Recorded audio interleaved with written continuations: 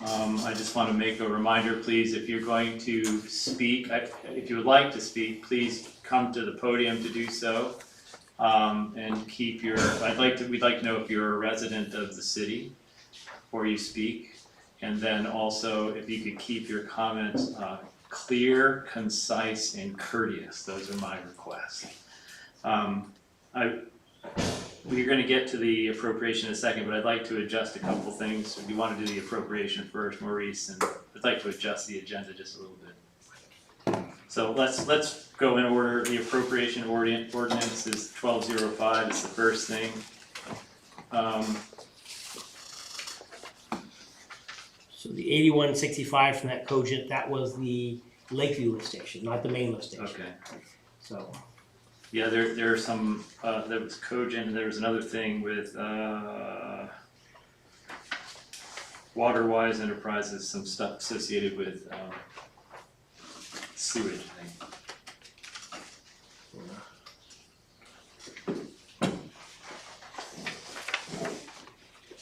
Any questions on that for Maurice?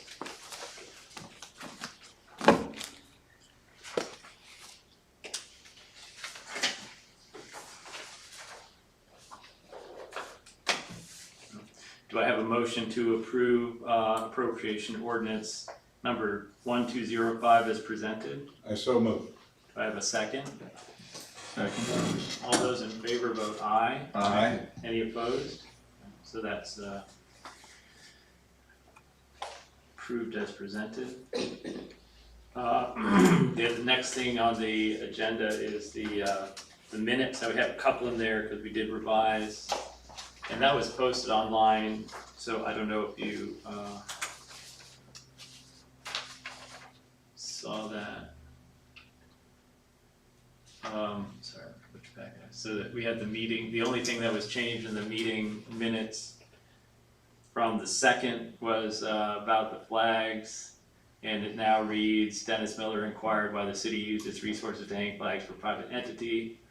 The St. Mary's Academy and College Child State of the flags were hung at the request of Caw Valley Chamber of Commerce in accordance with city policy.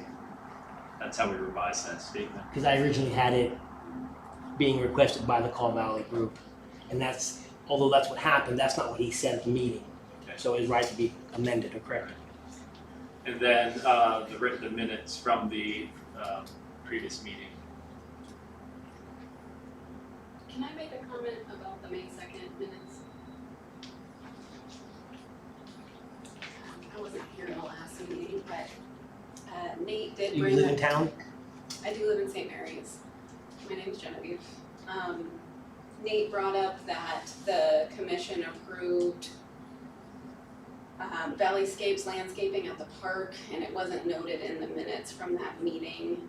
And I think, Maurice, you had told him that that was a different meeting, but it was actually the May 2nd meeting, so I'm wondering if that does need to be included in minutes. If it, I think it was a consensus, they approved. Well, it'll happen regardless of whether it's in the minutes or not.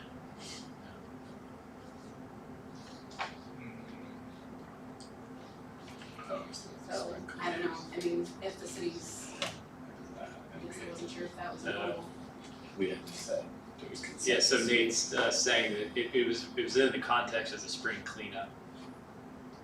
So it's just noted generally that we were gonna do the spring It cleanup. doesn't have to be like on a public official record or. It's gonna happen regardless, so. I don't think we need to amend the minutes for that. Are you afraid it's not gonna happen? Is that the Well, concern? I mean, I just think, you know, people that can't make it to the meetings, I wanna know what's going on. Yeah. And I've heard of things getting approved before and not happening, so I think it's good to be able to look back and say, oh, hey, it was actually approved, you know. I mean, that's my opinion, but I didn't know if it was actually a rule that they would need to be in there if they're, you know, you guys are deciding how. It's a taxpayer pretty money detailed is. sort of task, the grounds guys to do it, so it should be fine. May 16th minutes. You can approve them both at the same motion. Different daggers. Any concerns about those? Guess you weren't here, Gerard. No. good.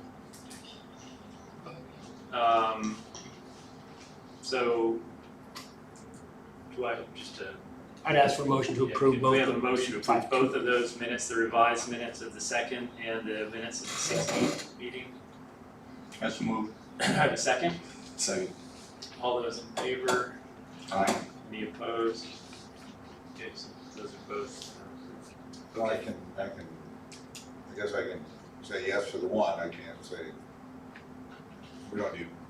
Just I don't abstain need to from vote. both of them. I'll abstain from both. All right. All right, now, item 4, approve agenda items. But there are a few things. First, I'd like to move items B and C, so insurance renewal and lift station agreement. Those involve people who are here for us. I want to move those up ahead of A, the red, white, blue. That's going to be a sort of more elaborate discussion, so we'll do that third. And then I wanted to add, Patty Thomas wanted to be on the agenda to talk about softball, right? So that would be K. And Eddie Shaw, talk about a band. I want to add, so that'd be L. And then M, a discussion of resolution 1209, the banner and flag policy. And N, a few weeks ago, we had received a letter from the library that we should probably discuss publicly, just so that see if there's any action. We should probably at least answer the letter, so we'll just, I'd like to talk about that. Anything else? All right, let's proceed. So the first item, Brooke Steiner from Charles and Wilson, we're talking about renewing our property insurance policy. Welcome back. Thank you. So the property coverage is enforced at the higher limits while we were making our determinations. I ran replacement cost estimators and spoke with some local contractors as well. So kind of two, a check and balance, if you will. The replacement cost estimators that I ran were higher on 2 of the buildings, but those were the only ones. Everything else that I ran on the software was almost exactly in line. We also spoke with 2 contractors who did not review your structure, but who sit on boards of a municipality and a university and are going through the exact same thing as well. And we asked kind of for a ballpark. And every building is different, but they said, we would accept anything with $250 a square foot to about $275 in this market. Like, construction costs are very high. Travelers has you at $160 per square foot, and the highest is $289 a square foot. So they are somewhat in line with what our local contractors are selling.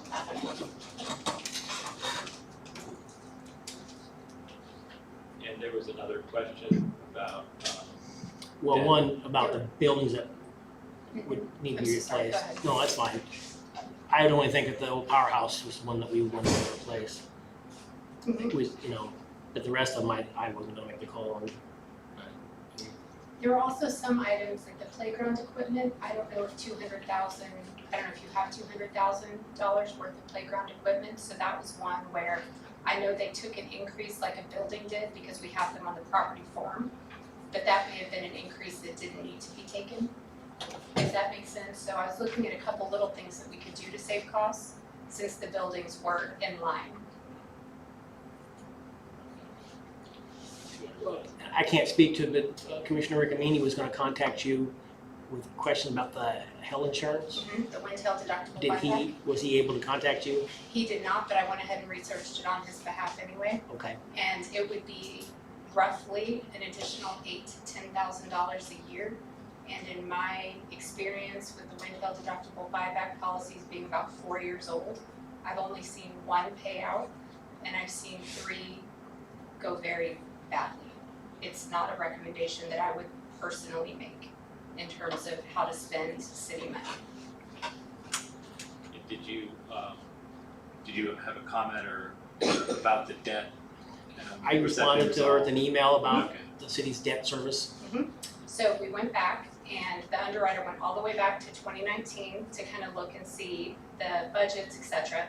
So when we removed the debt service debit from the general liability policy, she said that it was actually less than what the debit would have been if they had taken it for having a police department and a Parks and Rec department. They didn't add those debits to the policy because of the original debt service line. They didn't add that, but when we took that back off, they said, well, if that's the case, then we do need to add these two debits, and it actually would have been more. So I would recommend keeping the original review, underwriter review of the policy, which is the debt service line, Okay. and not adding the Parks and Rec and Police Department. And that's simply because they've had so many claims involving police departments and concussions with Parks and Rec events and things like that. That's why they were debiting.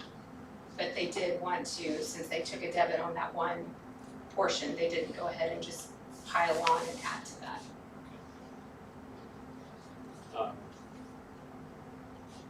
So it doesn't sound like it's gonna make any big difference if we go with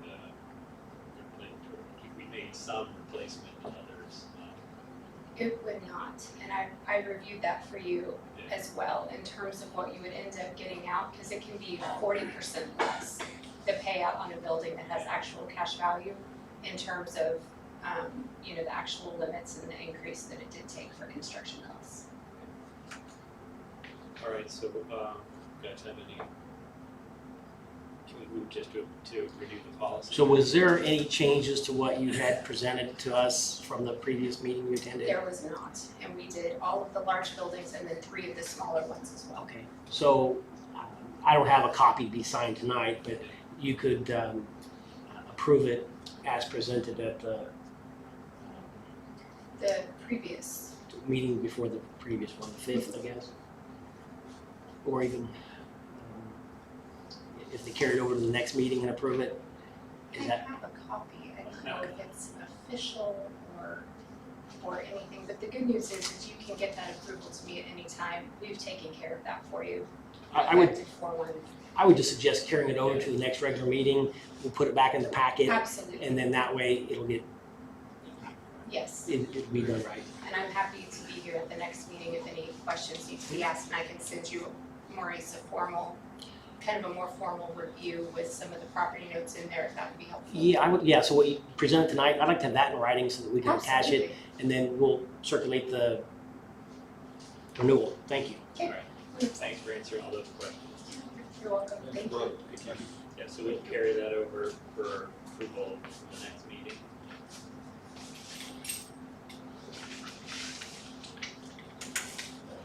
Next item is the Lakeview Lift Station. Thanks, Mayor. I'm still walking kind of slow, still recovering from back surgery. I asked Maurice, Pat Cox, Senior Project Manager with BG Consultants, I live in Topeka, Kansas, have an office in my house. I'm here tonight to give you commissioners an update. I'm not sure, Richard, were you on when we started the interceptor sewer for Lakeview? I was. Nate, were you on? I don't think so. So I think Richard may be the only one, so the rest of you probably need a quick update. Initially, the instruction from this commission was to do a feasibility study to see if we could even do a gravity sewer across church property and then crossing some private property to eliminate the Lakeview pump station. And the phase 1 of that, the push at that time was kind of to get out from underneath the church property because of their landscaping and that type of thing. But then it became an issue that I had to survey the whole thing and do a preliminary design on the whole thing to make sure it was feasible. And we did that. I have plans here, Maurice has copies of the plans. I'd be glad to come back at any time and review these with you. So, and then with inflation and COVID and the availability of materials, this project was put on hold. Now initially, we did this on trust, we didn't have a contract, it was approved by the city commission to expend $20,000 on the initial portion. And then it became obvious, and discussion in this room with you all, that we really needed to do a preliminary design to see if it was even feasible. It's a 12-inch sewer main, and it's very, very flat. It meets the Kansas Department of Health and Environment minimum design standards. And so that's what we did. And then we wrote one easement for private property that's just down the hill from the Lakeview Estates pump station. And that was consummated and done and completed. I'm not asking you to make any decisions tonight. I wanted to try to just get everybody caught up to see if there's any urgency in moving forward past the preliminary design with this project. Pat, as we spoke about, you said there's a little bit of the preliminary left to do. Those concrete structures for the, Well, that'll be in the final design, because that's, we have to cross the creek. The alignment goes around the detention facility on the east side of the church, and then it crosses a little tributary there, and it requires aerial pipe, restraint joint pipe, and concrete footings to support that above the creek flow line. so it doesn't have to be done in the preliminary? No. That would be done because that doesn't have any effect upon the feasibility, being able to meet the minimum slopes and that type of thing. So from the original gentleman's agreement, we've spent a little over $17,000, maybe a little under 18. The city has paid us complete for that. And there's still a lot of questions to be answered because things are changing every day in the regulatory scene. We don't know, we don't think we're going to have a permit to cross the creek behind the church because of the drainage area there. The one thing, this is construed to be a replacement and elimination of a lift station, which KDHE really likes to get done. Because then it's all gravity sewer, you don't have pumps to deal with.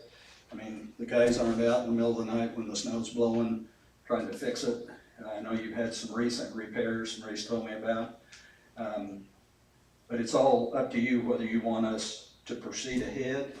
Now, it says contract in here, and I didn't bring a contract tonight because I think it prompts further discussion with the commission here. But there's a little bit of a question, and I haven't opened the can of worms with KDHE on exactly what they expect here. They will require a set of plans. But, and one of the major things is, irregardless of where the funding comes from, whether it's all city funds or it's through a state revolving loan agreement with the state, KDHE requires predominantly full-time construction observation. Now, that's a lot of money. I don't personally feel that that's necessary, but here's the potential, and I don't want to ask you to do something that you can't do, but is a possibility with the expertise that your city staff has that you could do, you know, predominant share of the daily look and that type of thing of the construction. And then I would personally be available to come at any time. We would have construction meetings and that type of thing. So that's a question I haven't broached yet because I wanted to get direction from this commission. They require a full-time Yes, sir. observer, so to speak? Yes. It's a different program totally, but it's just like the Connecting Link, the Main Street stuff that we've done. That requires even a higher step. It's an LPA certified inspector, and all the projects we've done for you on Main Street and get ready to do going north, that requires a full-time inspector on the job all the time that the contractor's working. What are we looking at for just for this project, if we were to hire outside, do you have any idea what that would cost us? Well, we do that, I mean, I can provide that service to you, Okay. but, you know, and that's something that we can address at a later date, for sure. I think due to the fact that we'll be abandoning a force main from the Lakeview pump station that routes and crosses the highway to the west, and the alignment will be across the church property. We haven't written any easements for the church as yet. That will have to be done. This will have to be built within an easement, a utility easement. The only place that is solidified was on a private residence right before you start up the hill to get to the Lakeview pump station. So there's a lot of questions yet to be answered. And some of those really can't be answered until we get a final design in place and move forward.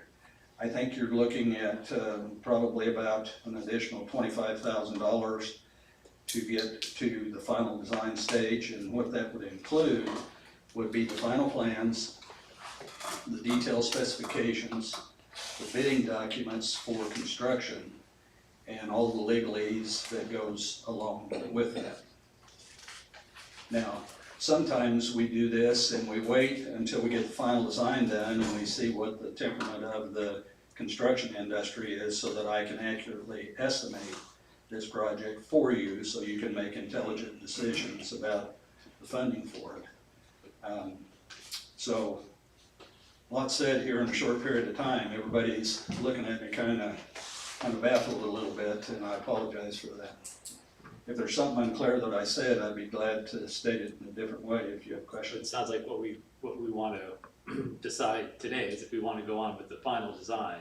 Well, you don't have to And we- design today, make the decision. Yeah. Any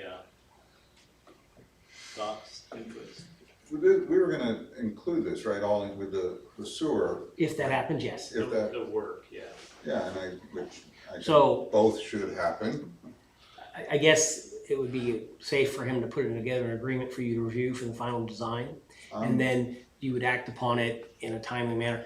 So the sewer plant one is still being evaluated. If I that, was gonna comment on both the water that Brian Foster's doing and and the sewer. so would there be any advantage to having one sewer revolving loan? Are we limited to one revolving loan payment? Can they do the lift station on its own? Is there any benefit if the sewer plant needs the work that you do both these at the same time? Because one of them may take many more months than the other. So I guess what I'm asking is, Well, the answer to your question, several questions, is Maybe. yes and no. It would be nice to do it at the same time, getting the same contractor on that large job for the improvements to the wastewater treatment plant or the recommended improvements, okay. as well as completion of the interceptor sewer that eliminates the Lakeview pump station. Two different type of contractors, so. Well, I was wanting to know if the project should be done simultaneously. I didn't mean by the same contractor. Is there any advantage to combining both expenses into one revolving loan fund loan? Well, I think you can do that. Now, Is there any I would- advantage to it? I think we know we can do it. I mean, I thought that was decided, or, Well, so what I was saying is, yeah, my point is this: if there is no advantage to waiting to do them together, separate people doing them, then move ahead with the lift station one at whatever speed we need to, so we can get it done instead of waiting, because it is a problem.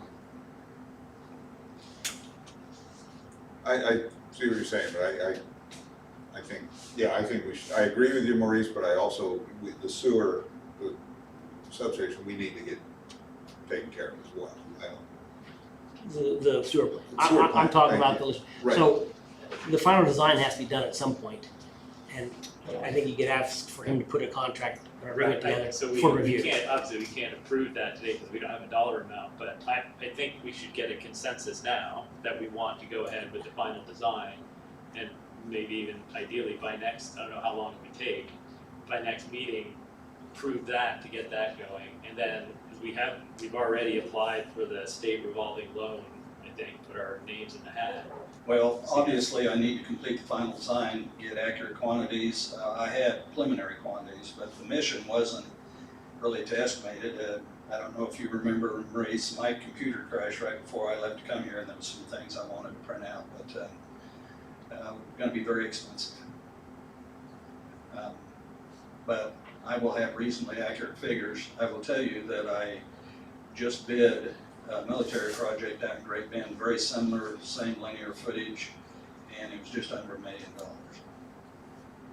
But that's the military, carries a little different requirements than, and it's around a FAA airport, so there was some additional costs associated with that. I agree with you, Mr. Mayor, I think we should move forward. I was under the impression, maybe I'm correct me if I'm wrong, but I thought, is there an issue with the church letting us tie in? or No. Okay. We were just trying to get it stubbed off from their sewer service so that we wouldn't interfere with their landscaping and have to redo it.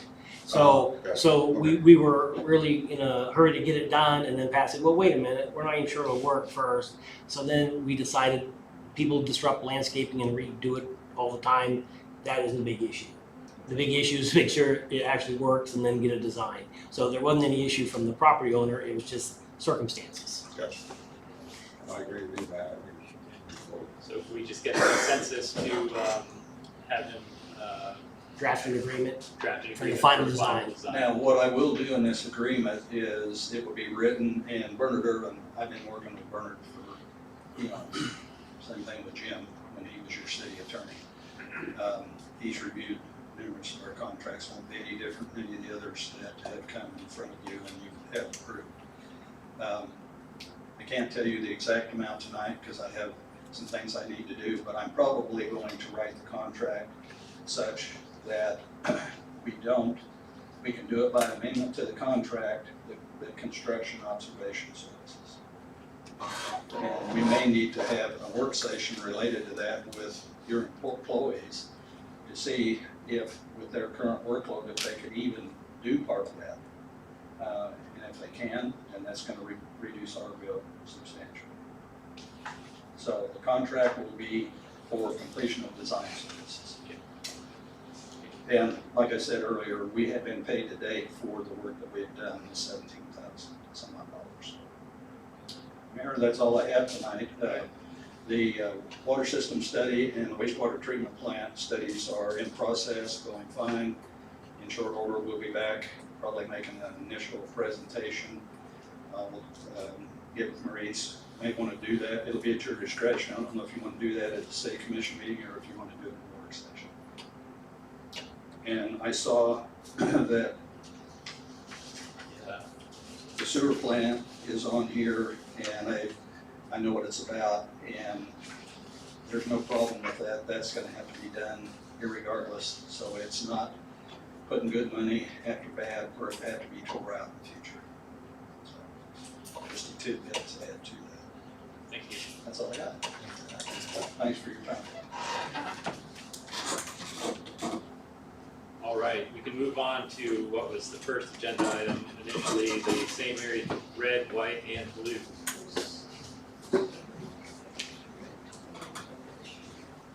So there's been, Miguel, yes, there's been several requests. I tried to put them in a list part. Yep. And the one I sent, I cleaned up some from the one I sent, but have at it.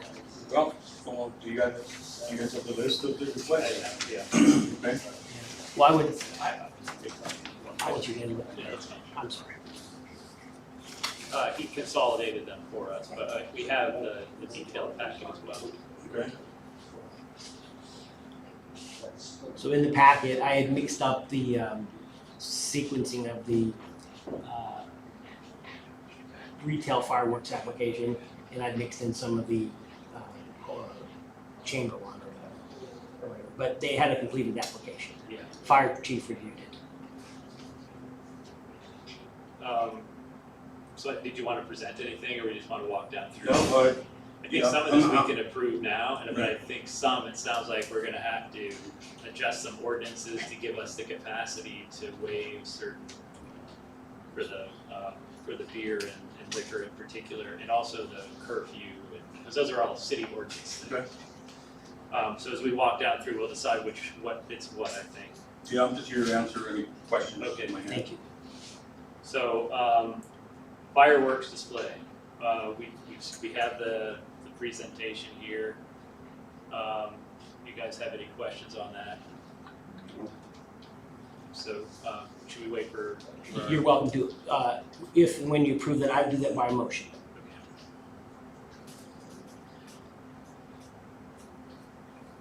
Let's move on to the things that we aren't gonna be able to do tonight. So maybe you can help us identify that. So I think, for example, extending the hours. So that came out of last year, that was a specific request from them. Yeah. Keeping the part, lifting the curfew, we went after that. Okay. And then also the suspend chapter 3, possession and consumption of open container cereal malt, and then the liquor ban. For all So- three of those, we're gonna have to. Yeah, so our city code says where there's signage in public property like a park, it's unlawful to have an open container or consume it. So we had a work session and we just threw around questions to the city attorney. I said, if we just take down the sign, does that make it legal? And he says it's unclear. So as part of this presentation, they're gonna probably direct me to work on an ordinance that would then let them allow to change or suspend certain things by resolution moving forward. Okay. But, so, those are the things they won't be able to approve tonight Okay. specifically. So Gerard, we're just waiting for you to come back on the Oh. fireworks display. The information was in the packet, similar to last year, so that I just was wondering if there's a further, if you want more discussion, fine. Otherwise, is there a motion to approve the fireworks display as presented? So move. Is there a second? I'll second. Okay, all in favor, vote aye. Aye. Any opposed? So that's, yes, fireworks display is approved. Now the parade route, that one might be interesting. Go ahead. So I did have a question about that. So we, I guess, have to admit that I have not, my last couple of 4th of Julys, I haven't been here, but as far as how much does the going down Bertrand, how much does that, kind of interfere with the traffic? We've got to see it here. Yeah, So I did have some input on that from an email from 2022 when the same thing. That year, we actually did do or attempt to do kind of a closing of Bertrand for that, for what you're describing. And my only input was, when we did do that, I did later receive complaints from some business owners about doing yeah, so there are sort of multiple questions associated, so, I guess the options are we don't close off the street at all. If the parade just goes through, we close it off, but we don't remove the cars. That'd be Yeah. one option. Another option is we move them from one side of the street, which would leave some parking, which might help with the businesses who are frustrated. or- Yeah, I mean, downtown parking is really difficult as it is, so even eliminating one side, I mean, that's a sizable chunk of the parking. And then there's also, one point I discussed it a little bit with Maurice, depending on the temperament of the towing company, let's say we managed to get most of one side taken and then there's just one that just happens to be sitting there and hasn't abided or isn't responding or whatever the case is. There've been times where the closest wrecker has been busy and has been several hours out. So that kind of makes it a moot situation at that point. So I don't know the other side of it, I don't know if they have a good reason why or what kind of, that's just kind of my experience. Well, I appreciate the comment. I think that this is gonna be the biggest parade we've had ever. And we're having the Commanding General Mounted Public Guard performing mounted drill and weapons demonstrations. So they're gonna bring horses and they're gonna be doing all sorts of things. In the middle of it, probably in that area, right? Yeah. Right where the cars Street, would be. yeah. So that's kind of the concern. I mean, Fort Riley agreed to, So we can send out notice through a Nixle request. We've done that over the years to clean the streets and push the snow, Yeah. and have never gotten compliance. Not saying we shouldn't try, and this wouldn't be a different situation. We're willing to try. It's what, I guess the crux of it is, if they don't move, does the city want to obligate itself to move them, is the issue, I guess. 'Cause we'll definitely send out notice, and a lot of people will comply. So you're saying it might, this group or the horses, they might be wide enough where? Yes. Okay, That's right. yeah, then I could, yeah. See that. I'm not following you, what? Because he's saying there's a horseback riding. Yeah, I've seen that on the website. And so maybe that, I don't know, there's maybe a concern for damaging the vehicle or. Mm, Well, yeah, particularly if they're actually doing like a mounted drill, that's gonna be pretty dynamic. Okay. They're gonna need maneuvering space, I would imagine. I think that we could send an email to the citizens and tell them what is actually gonna happen in the parade and who's coming and all these things, and we're asking them to please comply. I mean, the business, I have a business on Main Street, and I mean, I'd love to see the parade take place with any cars and people on sidewalks. and you're still requesting noon to 2 with the parade starting at? Well, the thing is that you have to clear the cars, right? So the parade starts at 1 o'clock. And you have to have the street cleared out. I would be inclined to leave it to chief to decide what the best timing is, with the goal of having it completely clear by Okay, that would 1. work with you. Yeah. Let me know what you think and Okay. go from there. Yeah, do we just have a consensus on that, or do we need to? Well, I'm sorry, but, okay, so they don't wanna move their car. Yeah. We're gonna tow them? Well, if you're wanting to clean the street off for this, I'm not sure that we can knock on doors, we've tried that. People having multiple vehicles are gone. We put stuff under their windshields, and, you know, because people live downtown. I agree, so if you tow them, and it's at their expense, correct? That's correct, I mean, what's a tow bill? I mean, if I'm all in favor of the parade, don't get me wrong, but, I mean, I'm not comfortable with just going out there and, you know, we have a half dozen cars, people that live in town, live downtown, live in those apartments, and they say, no, I don't wanna move, and then we're gonna slap them with, what, $150 tow bill? Yeah. You guys gonna pay the tow bill? No, you're not, I mean, I mean, if we could argue about this. it's not an argument, No, I'm not trying to argue, I'm just Okay, saying, no, I don't think it's, So your comment- fair, I don't think it's fair, let me finish. I don't think it's fair to the citizens, you know, that we're, you know, if they can't get their car moved for some reason, that we're slapping them with a tow bill. That's my point. Okay, well taken. Mr. Mayor. Figure it out, reach out to them. I I think go ahead.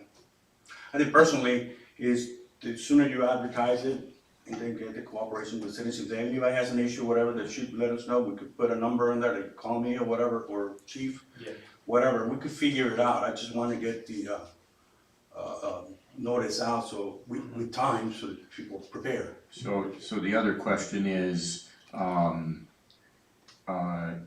there a better place to have the parade, another street that's better to use for the parade? That obviously Main Street's gonna be, you know, it's probably the best, it's the biggest, it's the nicest, but you know, we have, say Lastly runs along the park. So there's a lot of area there that doesn't have any houses. So we're not gonna, there's houses on the north, true, but there are also, is Lastly going to be wide enough for them to do their performance? Would it maybe be a better street to revert to? Just a question, I don't know if that's a case or not that can be made. Cause the park side, you know, people lining up there as far as, you know, viewing the parade.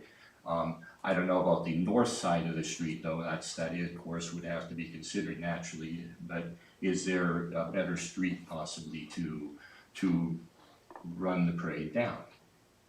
And that's just, I don't know, consideration. Okay, so in my view is, Main Street is the most important part of the town, right? And it's always been there, and changing it, I don't know how to, even figure out the issue with the homeowners. It would be the same issue as, you have a couple of apartments in Main Street versus a whole block of homes. So I don't know, I think kind of late right now for us to probably change it, but I think Main Street is in the tradition and Well, I think it's sort of emblematic too. It's Yes. where, Yeah, I agree. so it seems to me that the best way to deal with this is, instead of, it's certainly possible that some people might not move their cars, but I'd rather approach it from the positive, yes. strategic communication perspective. Get the message out early as this is gonna be a really exciting, new thing. Make it as easy as possible for them to get in contact with chief we can make arrangements ahead of time if necessary. So I think if we, I don't usually say things like this, but if we focus on the positive rather than, the idea that we were gonna tow your car. I mean, cause it sounds like a really interesting thing, frankly. Yeah, I mean, we're bringing, Fort Riley's also bringing the band. We're having the Topeka High Drumline Band as well. It's gonna be the best parade ever. So we could do a flyer, start passing it around and email it and all that stuff. Bob, when we do street clean notices and other notices to evacuate the area, what kind of compliance do you get? 70%. 70%?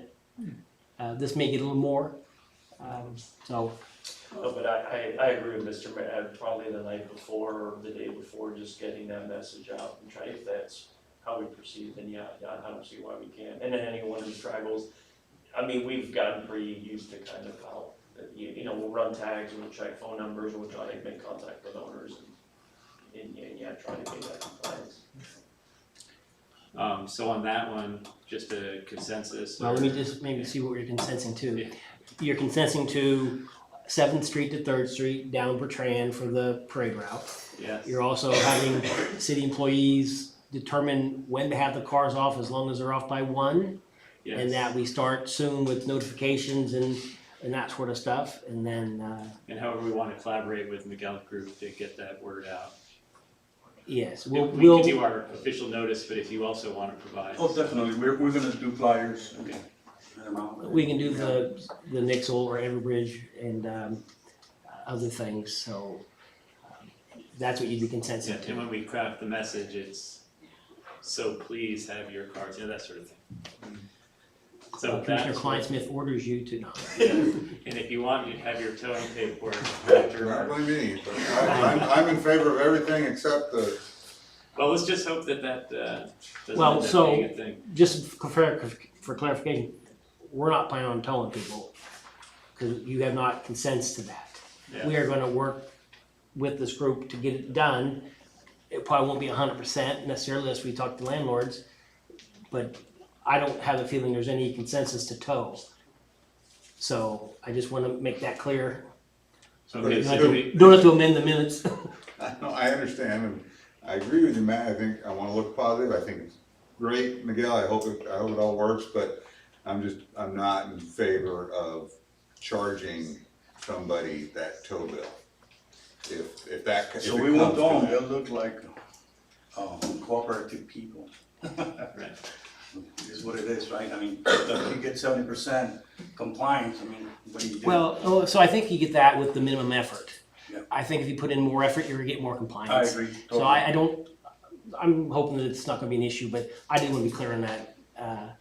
We'll definitely help out, and I can do the Nixons Yeah, and and stuff. I agree with you, Mr. Mayor. I mean, I think the message has to be dropped correctly, and we would put more detail into it about the parade participants and what they're gonna be doing and why we need a wider space. Okay, so as Maurice laid it out, we have a consensus for the parade route, clearing both sides of the street, leaving that to chief, but have it clear by 1 o'clock. Yes. Yeah. We have a consensus for that. Okay, we got that. So on this list here, number 3, I pulled out from last year's motion, so, but that's one that has to be done by ordinance. It says extend the hours of Riverside Park to midnight. That should just be automatically considered, but they didn't specifically ask for that. Yeah, so there are 3 things, Miguel, that I don't see any problem with approving them, but we're gonna have to do it by way of these ordinance and giving us the authority to make resolutions to change them. That would be extending the hours, actually 4 things, lifting the curfew for those who wanna stay after, and then the 2 prohibit, the for consumption of cereal, malt, beverages and liquor ban. And we're looking into because they're two different, Sir Malt beverage is basically beer. The alcoholic liquor is what you think it is. The city issues permits for the Sir Malt beverage, we don't have any control over that alcoholic liquor. So that's maybe something that the city commission can't even address, but we are gonna ask our city attorney to verify that for us. Yeah, and I think that, we're gonna have a beer vendor, right? We're gonna have a beer vendor coming in. We're not gonna have a hard alcohol, like, so. No, we're talking about people bringing their own, Okay, because there's been that talk, and if it's not an official request, but we're still gonna look into it. okay. Yeah, so we can approve those for next time, and I don't see a problem with those.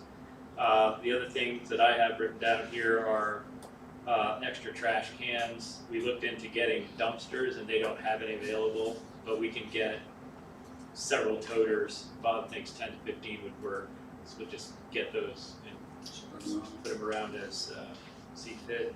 Thank you. Extra power supply for food and vendors, I'm told That's a not- common not a issue, we can problem. handle that. And we'll make sure the lighting works. And then, so the very last one, that's their highlight, not mine. Right, blocking Lasley from 4th to 5th. Now, my question on that was, my first question actually was, why wouldn't you want 4 to 6? But I'm not gonna encourage you to expand it. I'm just, like, how long? Because if you wouldn't, it would just be, we'd wanna open it up overnight, I would assume. Yeah. What's your request? I mean, it's during the car, we have a car show going on and things like that, but we should open it up, but 3 o'clock, something like that. Yeah, it'd just be pretty much Yeah, for the day. it won't be, You want it all the way from 4th to 6th? The 4th to 5th is what they're. Oh, 4th to 5th, yeah, that's what I thought. Oh, so it's the car, that's the Saturday morning, 9 to 3 or so. So maybe 8:30 to 4, something something like like that. that. And that's the only day, Saturday? Yes. Okay, so that, we just do a consensus on Mhm. that. I have a consensus to allow, Lasley to be blocked from 4th and 5th between, we'll say, 8:30 AM and 4 PM on Saturday the 1st. I think they said 8 Yeah. PM, Yes. Yeah, I spoke with Dan, he said he'll close it out. Okay, and he's in the back. all right. So, just for clarification, you said 8:30 AM. Did you not originally say 8 PM, or does it matter? Looks like it's gonna be done at 4 or 3 is what it says. I mean, does it need to be reopened? It's just the school, if we could keep it till after the fireworks, That's that would be ideal. It's fine with me. Okay. That's I our- don't see a problem with it. 8:30 AM to when? Well, it looks like that's over till the end of the fireworks. Should be It 10:30. says 10, it 10:30? says 10 to 11 is the block here. Let's say 11. Okay. I think that's all I had on my list. Is there anything else? Fireworks, you approved it. Yeah. The parade route, that was taken care of. The extended hours, that would be addressed through a resolution eventually. Listening to curfew, the same thing. The open container thing we're working on may not have any say over liquor. Extra trash cans will be provided. Bob said, they're 10, 15 bucks or whatever. $15 per Yeah. toter. Extra power is not a problem. I asked them to look at the shelter houses and all the lighting, they said pavilions and then blocking street. So that's all I had from your request. Some things might pop up between now and then that aren't major issues that we can just deal with. We will be able to resolve those others in our next meeting, I think, 2 weeks from now. Thank you very much. Welcome, thank you.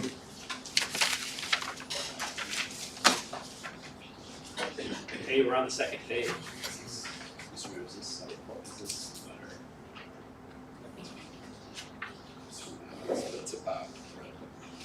Well, that's another issue.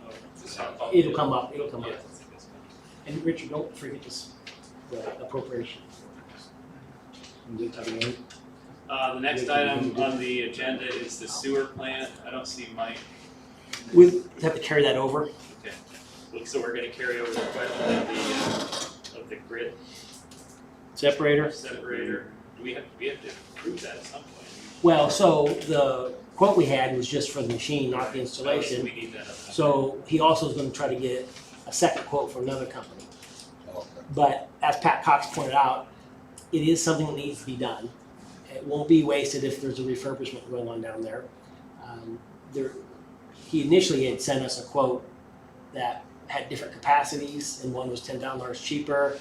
I think he talked to the plant designers, which is those Aeromod folks, and they recommended the one that he was going to recommend, which was the 63,000.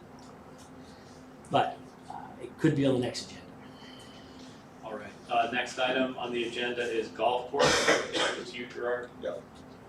So we met with Maurice and Bobby, myself, Jamie, met with Rick Ferrant from Great Life Topeka on May 25th. He met us up at the golf course. I know years ago, Great Life was interested in not purchasing but leasing the golf course and running it. They went another direction back then, and then when we started looking at the golf course again, that was my goal, was to try and bring in a third party, somebody that could manage the golf course, run the golf course, and also take on all the liability of the golf course, so the city wouldn't have to. I'm not in favor of the city running a golf course, but it is something that I would like to see us do, is get the golf course to a point where we could get it leased. So Rick met us. He's very upfront guy. He says bottom line is they want to make money. They obviously want to make money. One of the sticking points the last time around was the question of a fitness center. And there was no room to put a fitness center up at the clubhouse because the basement ceilings were too low.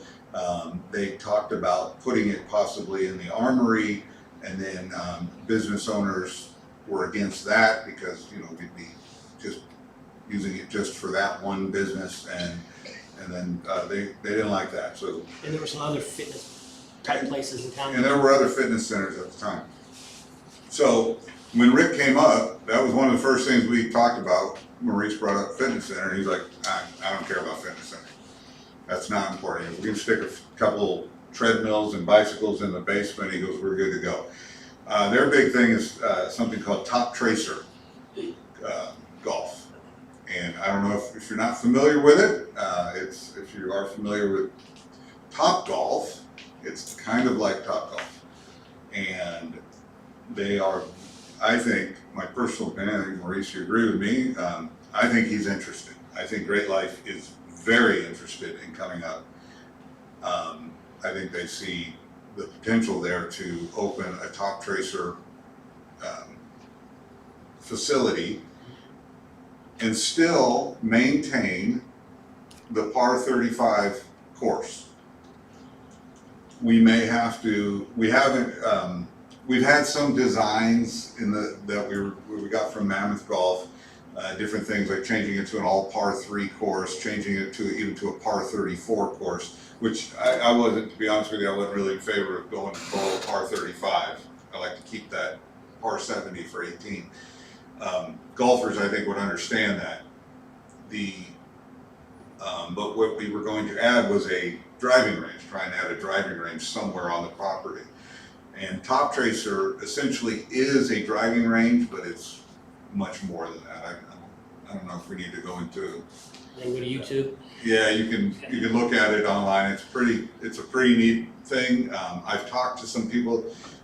Great Life, outside of Kansas City, Great Life has the only Top Tracer facility in Kansas, and that's in Topeka, at their North Topeka course.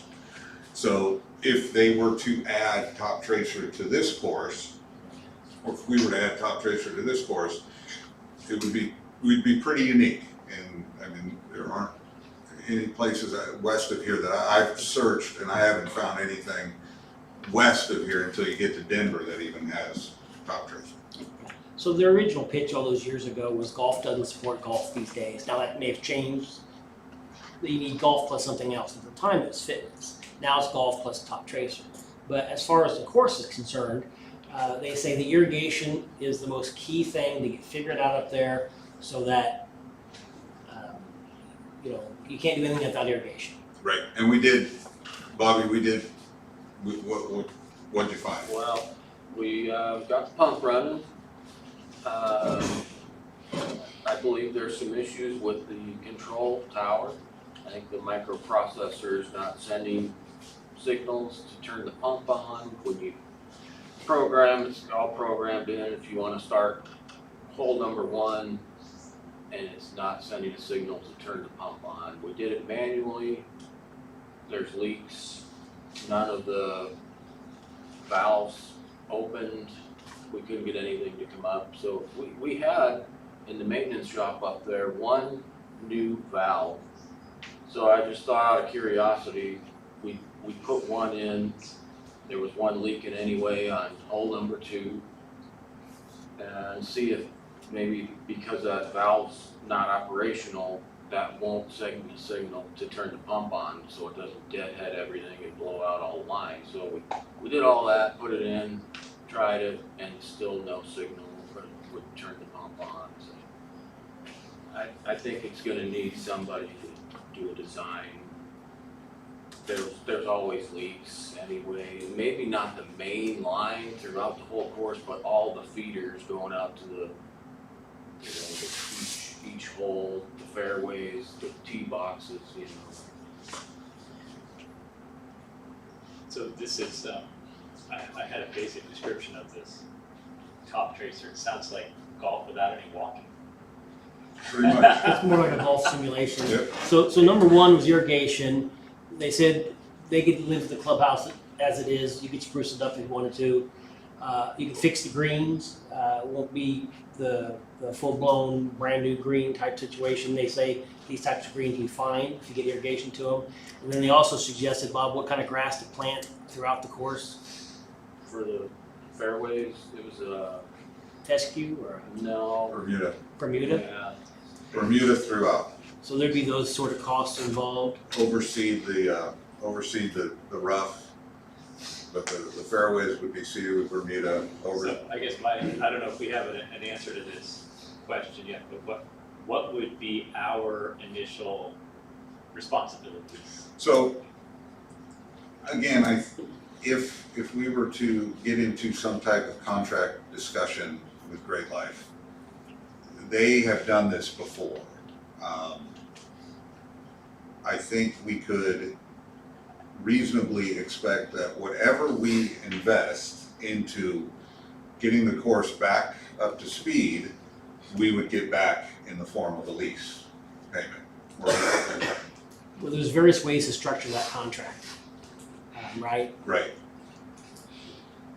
I'm not saying it wouldn't cash flow, don't know, we'd have to look at that. It seems promising.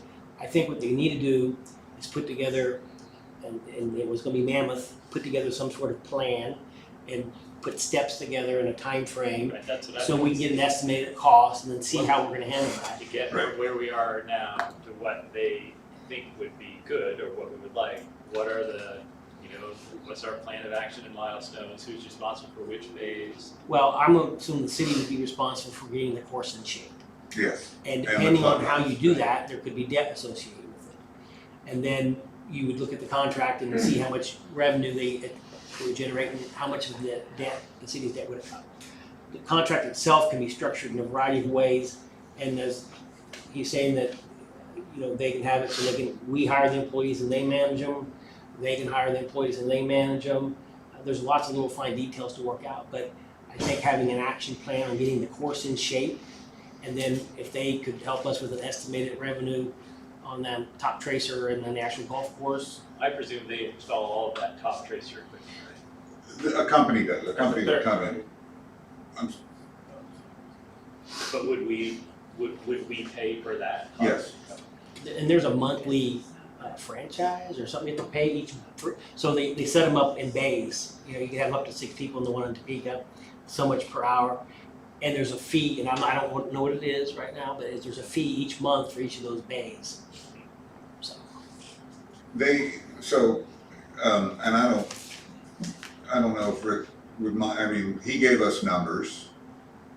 Yeah, I better not. Yeah, I would do some, No, not without his consent, I better not. without having the total picture and Right, package, it's it may be it could be irrelevant. distorted pretty easily. Yes, easily, yes, thank you. The thing that I'd like to see, if we're going to are we going to do anything? Are we gonna do anything? I think, obviously, I think everybody knows that I wanna move forward with something. It's too nice of a golf course to not be used as a golf course, in my opinion. There's gonna be a lot of cost up front, but I don't know if it could be structured in a way that, we're not gonna spend a dime unless we've got a contract, with them or with somebody to where it's gonna pay us back and cover that. I'm not looking at it myself, I'm not looking to make a whole bunch of revenue or a whole bunch of money for the city. So the step would be maybe to have a meeting with them in a public setting here and go over all these details like they did 10 years ago, whenever that was, 2014 maybe. And then you all get the first-hand information, you get your questions answered, and then see where we're at. Because there may be something that we can do this year, maybe plant grass or, do certain things that probably won't be this year. I also know from my inbox on my email, there are people totally against a third-party entity coming in. They think, City of St. Mary's, it's your golf course, you run it. We can run it, we can maintain it, I'm not for that. That is too much debt that we're taking on, too much risk involved. We've got to pay for employees, we've got to pay for health insurance, the list goes on and on. There are other people that I've heard from that say, look, I don't care, raise my taxes, I don't care, raise property taxes, I don't care, we want a golf course, And I think having somebody come in like a Great Life that knows how to run these golf courses, I think that's the plan that makes the most sense in order for us to have a well-run, nice course that people can use. So I guess what ultimately you need to decide is, should we bring them into a regular meeting and just go through this again and have more input from everyone? I think we should, but I would like it, I don't know how much work they're willing to do or how much we'd have to do on our part. I'd really like some level of detail on Well, he would need to steps, get this, costs. I think you'd have to give him that direction. Okay, Yeah, I think Do he's that and willing go- to give us those ideas, those help, those even numbers. yeah, and he doesn't have, well, maybe he does have a crystal ball, but I don't think they work that well. I'd like to know what we're responsible for in his mind, what they would be willing to take on in their minds, what they would foresee as the revenue potential, so that we can kinda. Yeah, do we have to buy the mowers and their employees are gonna operate them, or are they gonna have that in the contract? Because there's gonna be, that's unclear. We could get all that settled. And even if those are all options, just so we know what I'd be very interested, we're still just Right, no, answering questions. and I think Rick is more than willing to come, I think he'd be more than willing to come and meet with us. Now, the gentleman that did those initial, remember the drawings that we had, Daryl Pearson, he no longer works for Mammoth. I believe, I'm going to assume that those drawings are all property of Mammoth. But he's out on his own, I don't know if that's, if we wanna invite him, or do we have to stick with Mammoth? No, I think Mr. Ferrant or whatever was gonna put his own drawing together that would show where he would prefer the top tracer. I agree, but I don't think he's talking about anything nearly as detailed as what Daryl provided us. I think Daryl was gonna, But we aren't gonna use any of those. probably not if they go with the top tracer. His idea, his initial thought, just put it out there, just from him being up there very quickly looking, and those familiar with the course, was to move the first tee box to the north side of the parking lot and run the top tracer down through 1 and 2. And so you would still maintain, again, the yardage of the par 35.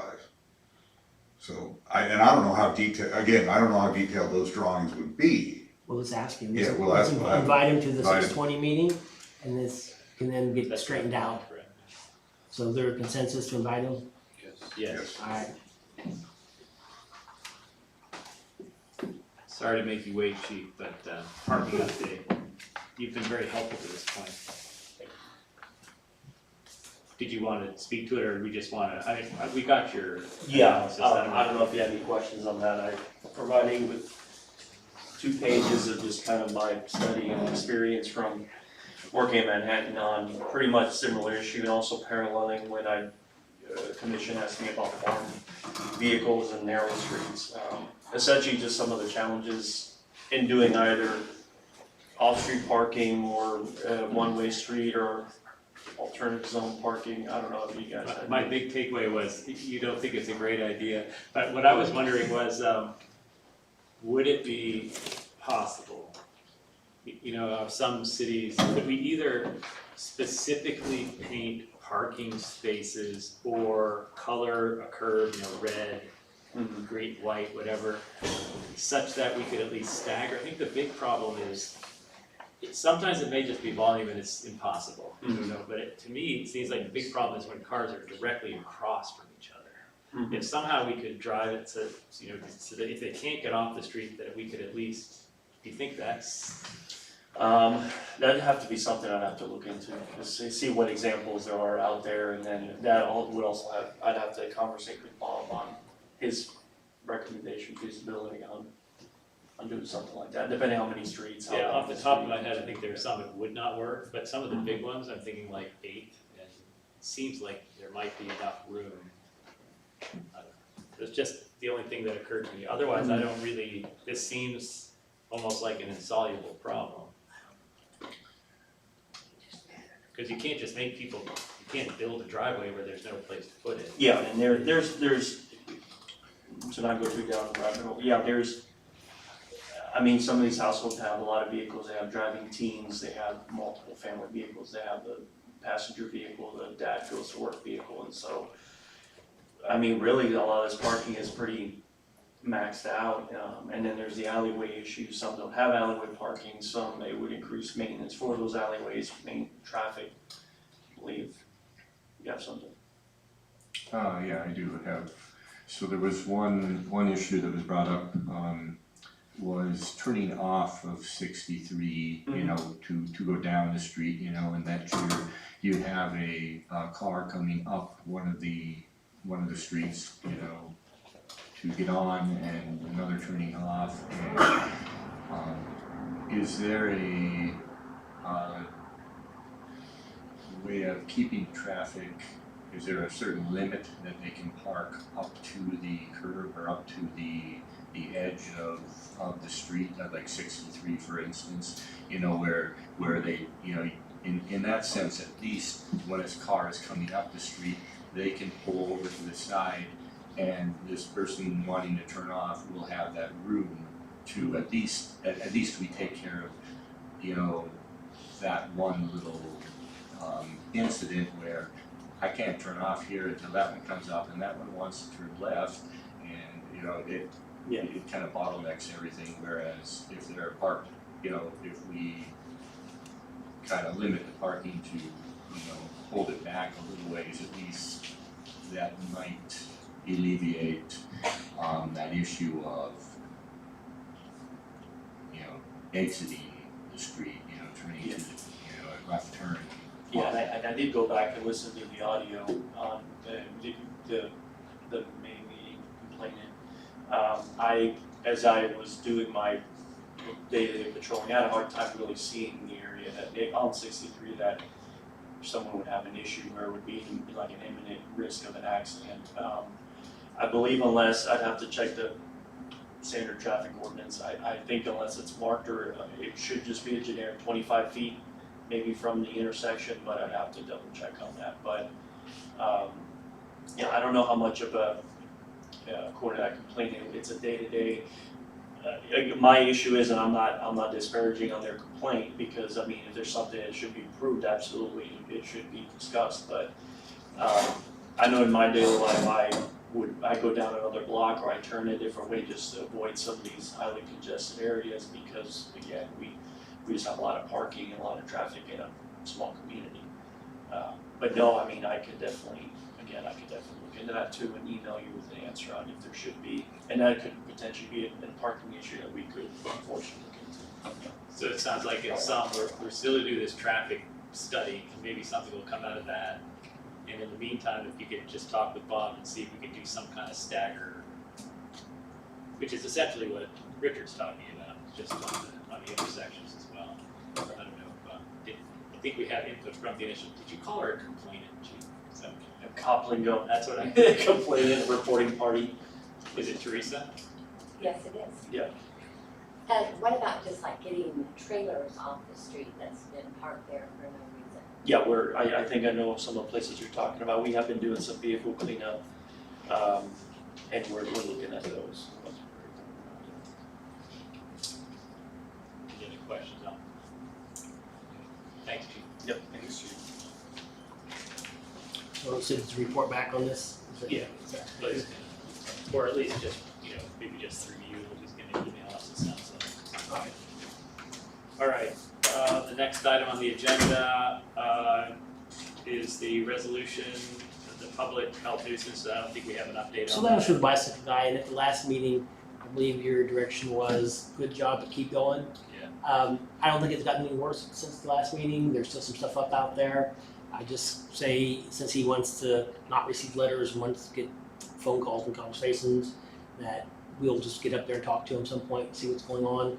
I just left it on there just so that, because he was asked to do some more and he hasn't, and Okay, I don't think any action needs to be taken. so we'll just roll it forward Yeah. as necessary. We have another fireworks permit request that's down, So this is for the retail one yeah, that retail. Rada does. Which, I know that we did this last year, I think it's the exact same layout. And there's proof of insurance in there. Fire chief reviewed it, do you have any comments, fire chief? Fireworks. We're good? Any need for discussion on this? No. So do I have a motion to approve the fireworks permit for Rada? Not so moved. Do I have a second? Second. All in favor? Aye. Any opposed? Okay, so that's approved. Dam inspection. Every 3 years, the city has to do an inspection of what's known as the College Creek Retarding Dam number 2, but we know it's the Lakeview Dam or something else. It's time to schedule another inspection. We previously, the previous cycle, had sent letters to 8 different firms, and this firm was the low-cost leader, shall we say. Now, this amount is more than it was 3 years ago, but I don't believe we're gonna be able to get anything any lower than this at the time. So also in the packet was the last year's inspection report, just as an FYI. I'd recommend you just accept your quote as presented, and then we can get it scheduled. It may have to be, I think we have it until May of next year to do the inspection. There's a wide window there. Any questions on that? Do I have a motion to accept the dam inspection as presented at a cost of $3,400? I so moved. Have a second? I'll second. All in favor vote aye. Aye. Any Aye. opposed? So that's approved. I did notice that there's one, the thing's actually below capacity, but it didn't seem to be a big concern, something like, I'm sure they'll look at it again. Well, in that report, there's also a list of repairs, Yeah, and some of them get done right away, some of them get done right for the next inspection, depending on the severity of them. the rodent holes, that was very interesting. All right, next item on the agenda is Patty Thomas, something softball. Patty Thomas. Hi. It's a once a year thing, I think. Yeah, it is. How are you guys? So I'm part of the Experience St. Mary's event this year, and I'm doing the softball volleyball tournament. I wasn't here at the last meeting, but it was brought up, like what fields were available for can you hear me? Oh, okay. What fields were available to use. My event or my tournament for softball was actually only gonna be on Friday, June 30th.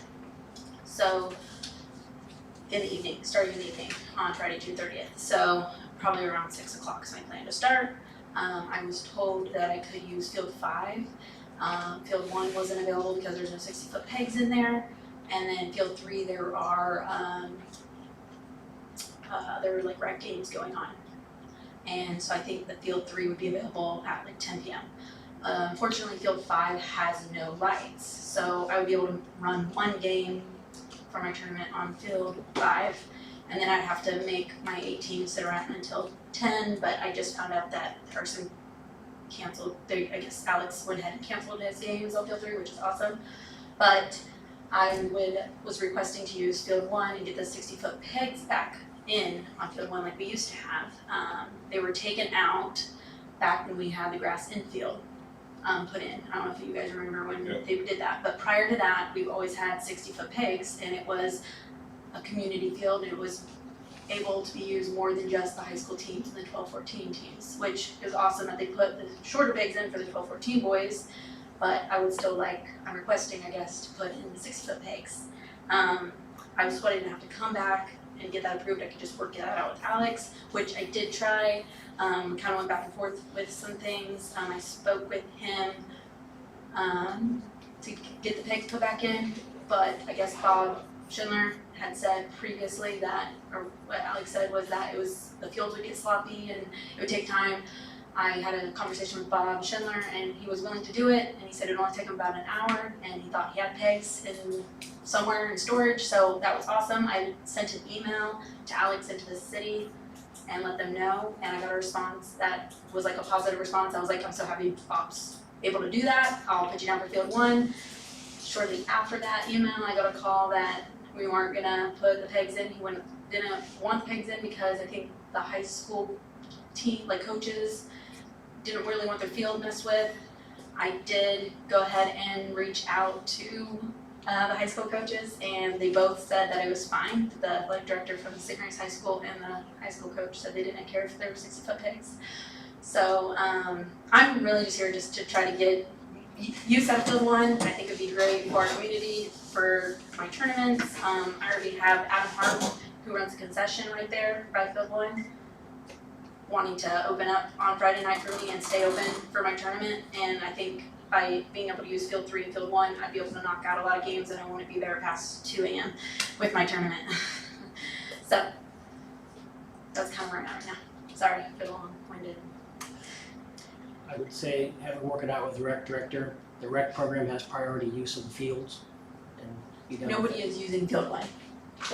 Also, the rep director can talk to you. So we got the pegs? I think we have some. Yes. Put the pegs in. Well, I think this was the discussion about field 1. This came up, I don't know, a year or 2 ago, where we decided to remove the grass from the infield for the purpose of making it a field that could be used for wider uses. And this sounds to me like exactly what we were talking about. It seems to me that that was the point, to make it useful for baseball during the baseball season. Yes, we understand that, you know, you do need a quality field when you're playing high school. That's great, but I think high school baseball is over and done, and so I would definitely say this is a situation where this is what we were looking at. The reason for removing the grass is to make it more so the whole community could maybe access that field on a larger. So, I recommend having it work it out with the rec director. I have tried. I've spoken with him multiple times. okay. I mean, he was here. I don't know where he's at right now. I would like to know his response to me following up with all of his concerns. I don't know. He walked out. When you say. Okay, wait for a minute. Okay. What field's available and when, I would have them work it out with the rec director. But, okay, so if she works it out with the rec director and he says, yes, field 1's available, we still gotta issue putting the pegs in, so we can put the 60-foot bases in. Correct. do we have the bag, is that, I mean, we don't even, that's not something we need to approve to purchase if we need to purchase those bags, right? Or, I We can mean, buy pegs. I'm sorry? We can buy Those pegs. are things that hold the bases in, I guess. Yeah, That big. yeah. And it's a shorter distance than 60 feet versus some of the. Yeah, for slow pitch and stuff, it's the women's like 60-foot pegs, which they're, when we moved here in the 90s, I know CC Muckenthaler actually ran co-rec league and always had like 10 teams and more, and she ran it right there on field 1 and had multiple games there, and just until we put grass in was when they took those out. Well, this sounds like the best solution. It's the two fields are right next to the concession stand. They both have Yes. lights. So I think Yeah. you have consensus from us, yes, that that's the smart solution. And unless you have some profound reason to disagree about, then we just need to work it out. We could do it, it just takes an hour. Well, yeah, I mean, I think it's something, should be just fairly simple to Yeah. fix. I have one question. Do you use the double first base for co-recs? Yes, that's That would be the only thing is, do we have a double first base Oh, that you're aware of? there's a couple of them, Okay, thank you. but they might be getting used on other fields, I don't They know. have them on field, they have them on field 3, I We've know. got some Yeah. softball aficionados in here. You have a double first base. Yes, it's Sure. safe. Well, Safely. I was told I could use field 1, I just wanna, It's two field, it's two, I'm sorry, no, you're good, it's basically, it's just two bases, it's for safety, so you don't get. it's like orange guy. Yeah. Yeah. Oh, here's the, right, here we go. Pegs on field 1, Alex? New pegs? Absolutely not, Peg, no, absolutely not. we can't or we shouldn't? We shouldn't. Come on up, let's figure this out. Okay.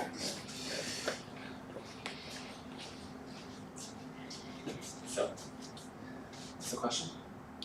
Can we put 60-foot pegs on field 1? We can, but we should not. Why? So, spoke to one of the head baseball coaches. He's neither necessarily for or against it. The issue lies in the fact that,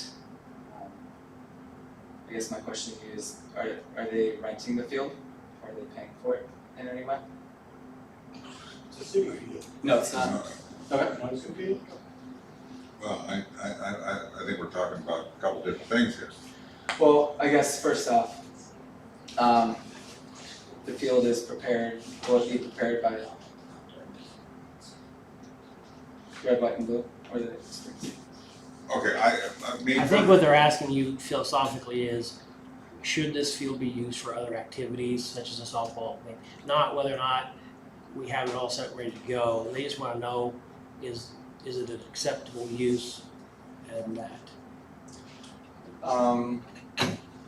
And it's just a one-day tournament? Friday. Okay. Whether or not whoever sets it up and things like that, I don't think that's what we're here to discuss. We're just, it's whether or Well- not we put, I mean, where the city comes in is, do we put the 60-foot pegs in? And I agree with Richard, they took the grass out so it could be used for multiple things, so.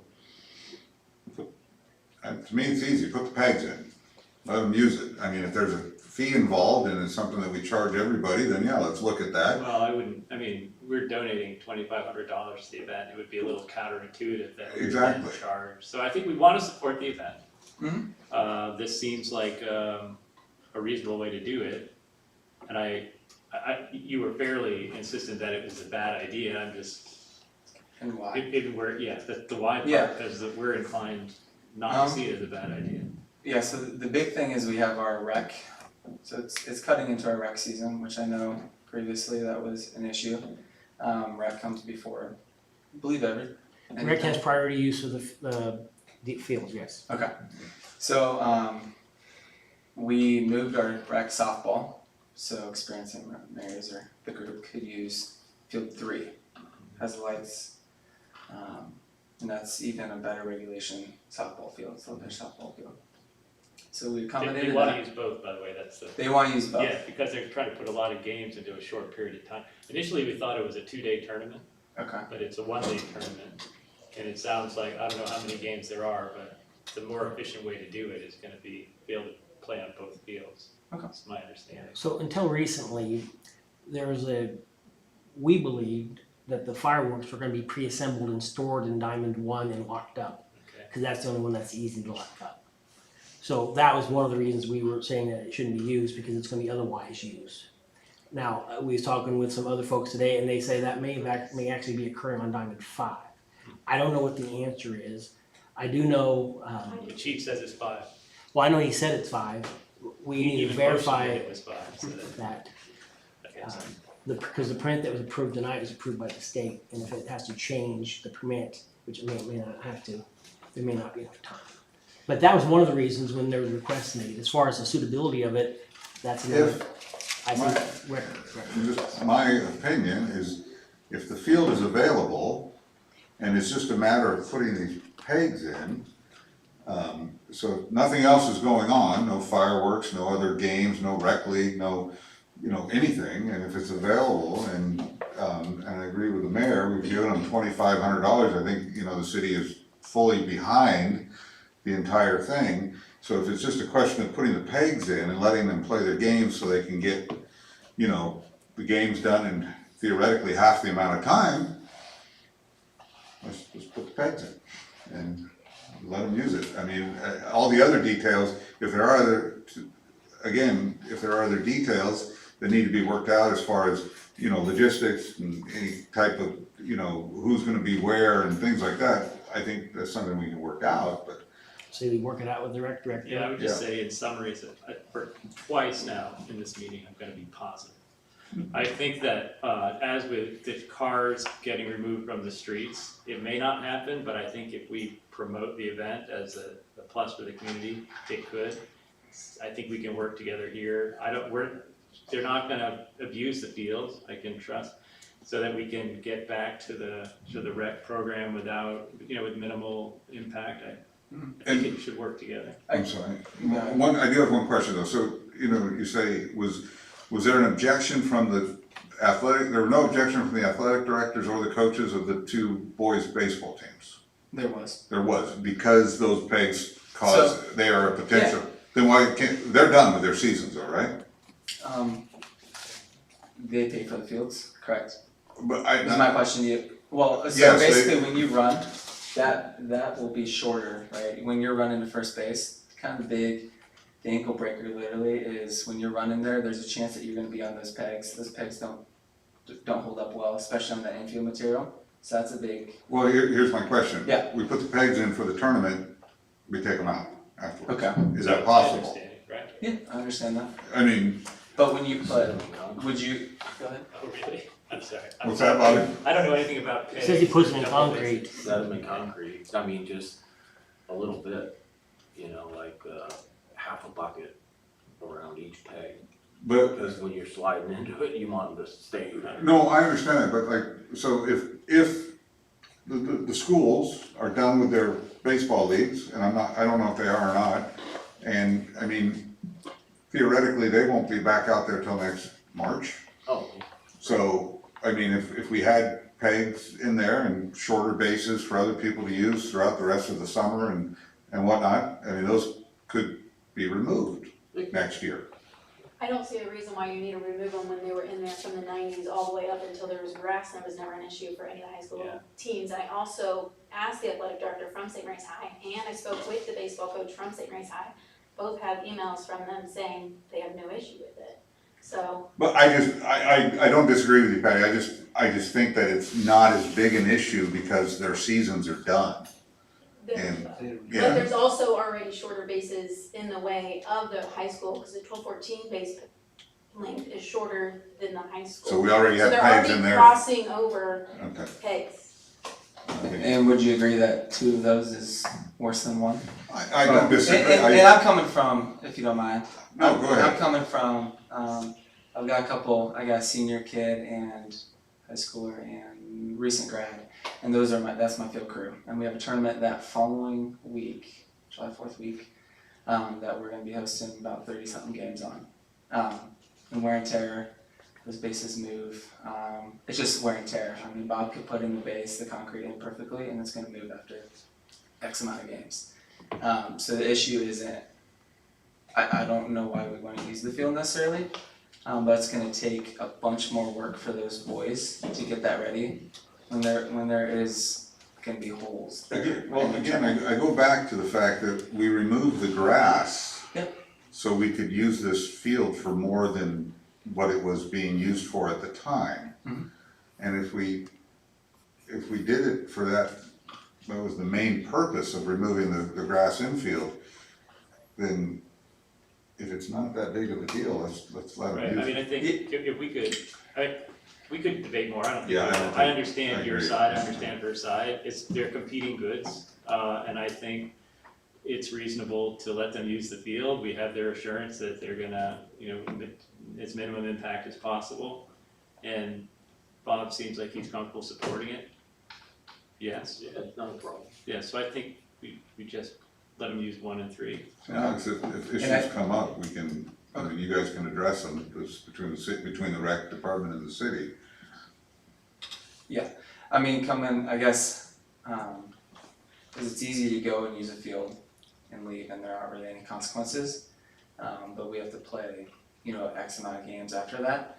And as long as the city's cool with, paying a couple kids to probably spend a little extra time on those fields, I don't have a problem with that at all. But yeah, I guess that's where I'm coming from, is how much work can I donate for those kids but yeah, I'm all We for need to get the using. fields refurbished and whatever Okay. it is, so. Okay. And I'm just looking like Patty's willing to help. Yeah. I really think it. But that's all, I'm just coming from the point of, we have, we have Rossville, Alma, and this is the biggest tournament in rec. No, I mean, So we like to do the best we very can. much appreciate the Okay. fact that you're taking care of your program, and that needs to be your focus, but I really think this can work together Okay. without problem. Okay. And if you see there's going to be a problem, just, let Bob or Maurice know, and we'll do what we need to make it. Okay. Thanks, yeah, thanks. Thanks, Al. No problem. Positivity is your thing for tonight, I right? know, we need to get onto something grumpy. Oh, yeah, well, yeah, that's, yeah, actually, you're there, no, Eddie, oh, you left. Oh, he's here, I'm sorry. Good.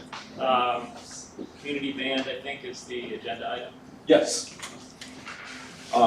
Eddie, I'm a resident of St. Mary's. Started a community band this year along with Dr. Tom Seddon, who's a former director of bands from Washburn University. He just took a job over at Rossville High. The name of the community band is Caw Valley Community Band. It's going to include Silver Lake, Rossville, St. Mary's, and anywhere else that wants to come in. However, the concerts are going to go back and forth, hopefully with your approval, between St. Mary's and Rossville. Right now, we have permission to have all the rehearsals for the band at Rossville High. And then hopefully our plan is to have a concert here on June 14th, and then a concert back there the next week, and then again here on June 28th. My request is the use of the gazebo for free to host this concert. So it can be a public event, so the community can come out, listen to the music. And it's all gonna be band music, so it's all instrumental, there's no vocals or anything else. The instruments are provided by the individual players, except for the percussion instruments that will be transferred over from Rossville High with their permission from the principal over there. The only other thing would be if there was an inclement weather situation, I would request the use of the armory, the same night, same time, if it's open for scheduling. And then we could still, again, have that public concert for families to come in and enjoy the music, so to speak. That's where we're at right now. Also, the use, if possible, the use of the chairs that they have in the armory to just for, right now we have 32 members, hopefully we're gonna have a few more before we actually get this thing rolling, which is next week. And then You mean to transport them from the armory to the to the gazebo. To the gazebo. Yes, Back. and then back. And then I'd be happy to, or take responsibility of anything needed for that. So there's only a cost to use the gazebo if you want to reserve it, and for this case, you'd want to reserve it. But just so anybody can walk up there anytime and use it for any reason, well, within reason, I suppose. But he's asking that it be reserved, so, and there would have been a fee with that, so he's asking for that to be waived. And I'm also noting that the 28th is very close to the 29th and 30th, and those are the dates of our big event here. So So we've been talking about all these different big fields and. June 28th, I gave him. So I don't know if you'd want to talk to Miguel, I mean, if you And maybe have the concert Yeah, day performance later that week. opportunity, that seems like a pretty good. That sounds like a pretty cool idea. I wouldn't be opposed to that, or even doubling up that week. It would be great to have another. You might want to get hold of him. Okay. So, but I would say reserve it tonight, get this all Yeah, taken care of, and if you need to do something else, we have another meeting before then, you can just come back. and it's a nonprofit, right? Absolute nonprofit. The hopes being that we can come back and perform for like the Bells of St. Mary's. Next year, when we're more established and hopefully have close to 50 members, something like the 4th of July community event, maybe even participate in something in the parade. It's kind of just the.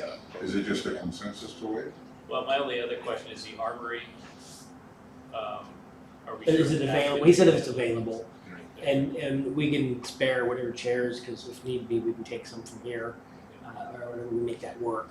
Okay. So if there's a consensus to let him use the the gazebo on June 28th, June 14th and June 28th. June 14th, and June 28th, And the armory at the event. and both those nights have the armory as a backup, If if available. Usually, yeah. And both of those are Wednesday evenings. I've been told they are available, but I checked in with that 2 weeks ago, so I need. It's generally available. Yeah. Yes, so do we have a consensus? Yeah, all for it. And I would suggest, talk to Miguel, I mean, I'm there are gonna be a absolutely lot about of that. people in the park. I do have one other question, and this is more looking ahead, for funding for like stands, music stands to have available for these kind of events. I know that they could possibly, I know they've had music things happening at the Armory before. If there's a possibility of purchasing those, I don't know how to go about that. This is just brainstorming about the event. For the city to. You want the city to purchase them? I have no idea. That would be the best situation, and then they would belong to the city, be usable for the armory and such. Might be eligible for that Jerry Miller grant, Bob left or whatever. They do stuff, improvements and. For the armory itself. Well, no, they did do some part of it for the steps, yes. But Yeah, we have two groups right now, a new Caw Valley Chamber and Miguel's group, I'm sorry. Green St. Mary's. Experience St. And they're both trying to do community activities precisely to draw attention. So you might work with them for funding sources. Sounds great. We could probably store. All right, anything else? Nope, that's it. Thank you for your time. Thanks, Thank you. Next item is the resolution 1209 about a flag, hanging of banners and flags. And it actually, this had been in a packet a long time ago, just as an information for us reviewing various resolutions. And then Dennis brought it up relative to some flags that were hanging, and it does bring to mind the question, what do we want hanging from our city streets?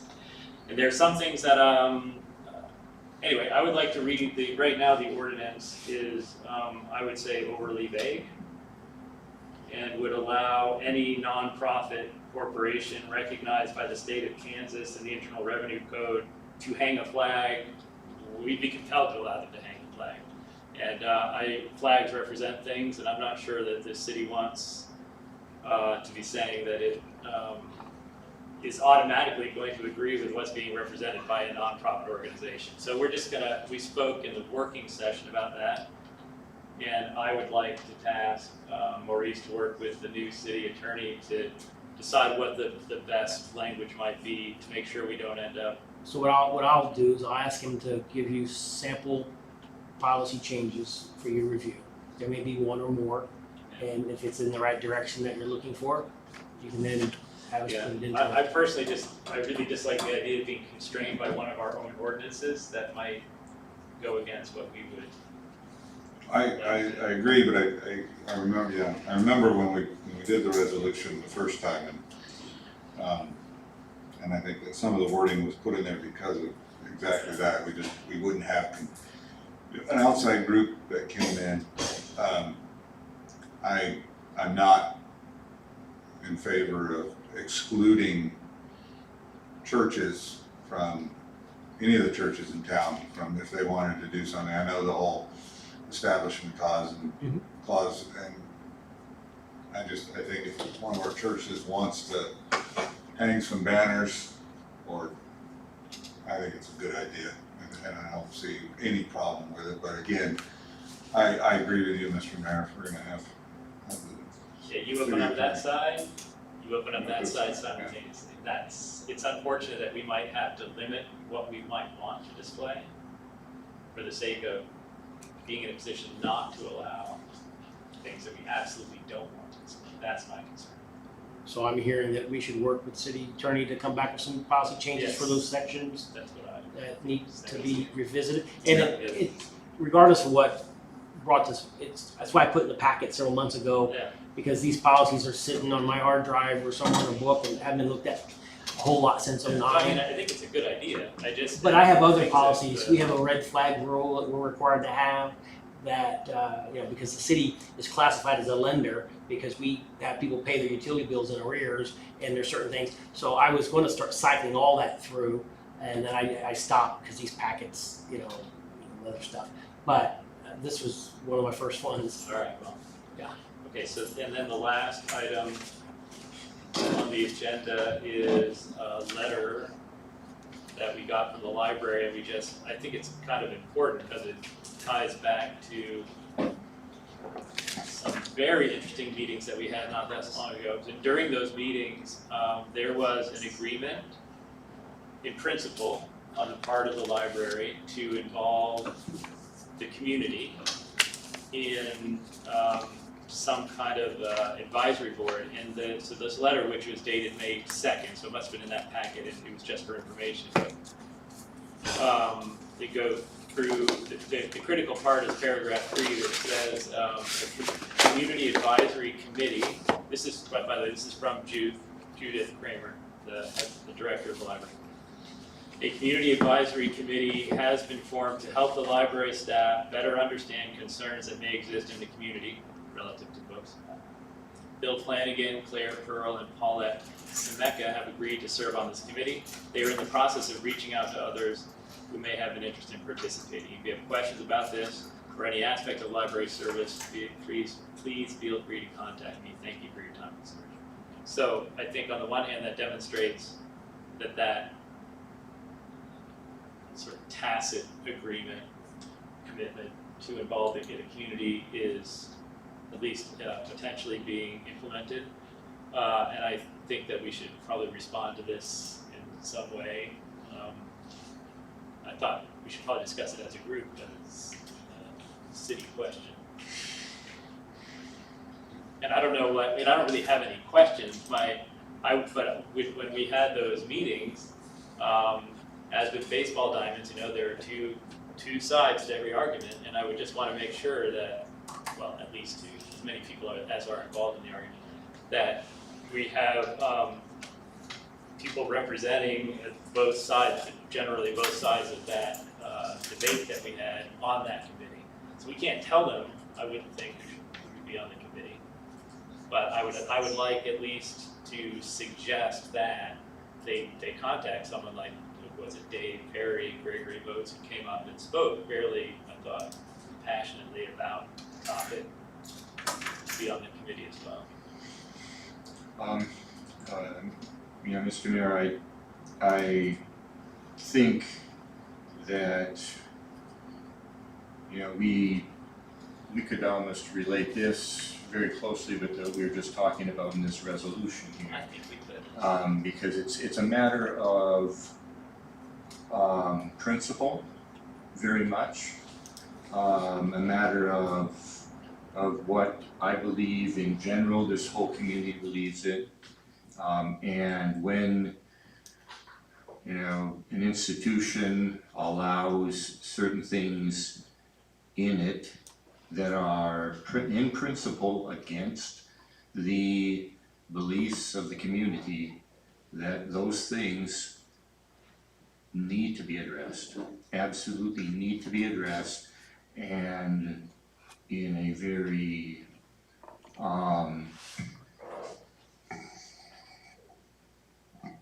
obviously charitable way, but also in a very firm way. Because it's, you know, people want to argue, well, everybody has these rights. Well, I have rights too. And the people who are hurt by these things have rights too. And I think you gotta look at and weigh the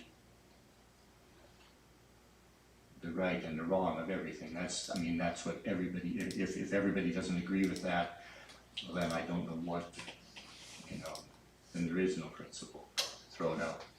And so I think their gesture of offering, this advisory board is a great one. And yes, we do need to go and address, answer it and become very involved in it. So, But one more point is, from the standpoint of the city, we rent the building. That's what we do. We rent a building to this library, and we technically have very little control over what they put in it, in the sense of a representation. And so it makes it a really sticky point. If some people will want to cry out, you pull the lease and you're closing the library. Well, then you could also turn the table around and say, well, this institution has things in it that are not in agreements with most of the people in this community. And so who's really kind of closing the library? There is that question. So certainly, it was this one book that, it was brought before us by a citizen of the community, and so kind of, you might say, it turned the light on. It brings us out into the light, and in my opinion, there's a reason why it was brought out into the light. It's not just a by chance something happens. Things don't happen that way. Things happen because there are purposes of why things happen. One of the purposes of this is it was brought out into the light so that we can, as a community, take care of it and get the bad stuff out. and it would appear as though they're giving the community, not us, but people in the community, an opportunity to do that. So could we agree we should probably draft a response to the letter for review? I don't disagree with the drafting a response. I wonder though, I think it's great that they're trying to put together some advisory committee. My question would be, in regards to the advisory committees, what kind of authority would they have, if any authority? I've never, from reading the state statutes about the way libraries are governed, and I've seen nothing in there regarding an advisory committee. So it would appear that even if the advisory committee came with a list of questionable books that they think should be removed, I don't know that the library board or the county commissioners would be bound to remove them. So that would be I think it's a good idea. I worry, I'm cautiously optimistic that they might, as to what kind of authority they would have. And I agree with you, Richard. I think, I still hear quite a few people say, well, you want to terminate the lease, therefore you're against the library, and that's couldn't be any further from the truth.